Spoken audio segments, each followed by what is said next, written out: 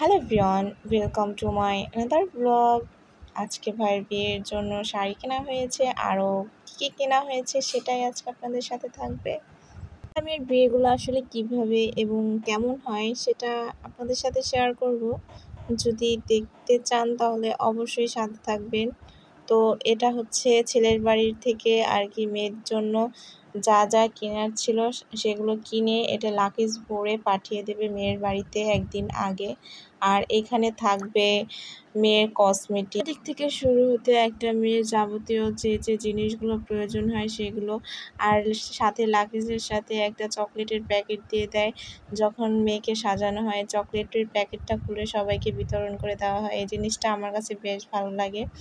তারপর এখানে গোল্ড প্লেটটা সবাইকে দেখাতে নিয়েছিলাম, তখন সবাই আর কি দুষ্টুমি ফাজলামি করছে। আহারে জনসমক্ষে বাই করা তো ঠিক হয় না। আহারে এখানে গোলটা দেওয়া হবে, গোলটা আর কি এখানে দেওয়া হবে না, হাতে দেওয়া হবে, কারণ এখানে অনেক মানুষজন ছিল সেই জন্য আর কি এখানে বের করা হয়নি। তারপর হচ্ছে লাগেজটা ভালোভাবে আমরা গুছিয়ে দিচ্ছি। আর একটা ছেলের কত না দায়িত্ব বলুন, একটা মেয়ে যেভাবে কষ্ট করে শ্বশুরবাড়ি চলে আসে তেমনি একটা ছেলেরও কত দায়িত্ব থাকে মেয়েটাকে তার পরিবারের সাথে সুন্দরভাবে খাপ খাওয়াতে সাহায্য করার যে ব্যাপারটা থাকে আর কি। তার এই আর কি গোছাচ্ছে, এগুলো গোছানো হয়ে গেলে মেয়ের বাড়ি যেই সাজানো কাপড়গুলো পাঠানো হবে।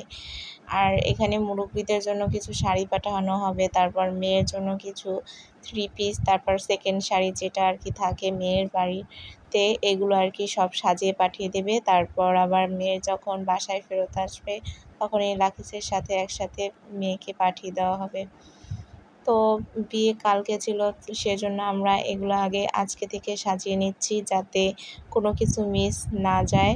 আর এখানে সুন্দর একটা ব্যাগ সেট করে দিয়েছি, তো ব্যাগটা অনেক সুন্দর লাগছিল। আসলে বউ মানুষ একটা ব্যাগ, তো এমন একটা লাকিজে একটা ব্যাগ থাকলে অনেক সুন্দর লাগে আমার কাছে। আর এখানে মোটামুটি ভরে গেছে। তারপর আমি উপরের চেনটা খুলে লাগেজটা আরেকটু বড় করে নিয়েছি যাতে আরও সব কিছু লাগিয়ে নেওয়া যায়। তারপর এখানে মালা আর কি বরের, তারপর এই যে পালস, চকলেট, 3 পিস, এগুলো আস্তে আস্তে করে গুছিয়ে দিচ্ছে আপুরা। আর আমি আর কি কিছু কিছু ভিডিও নিচ্ছি।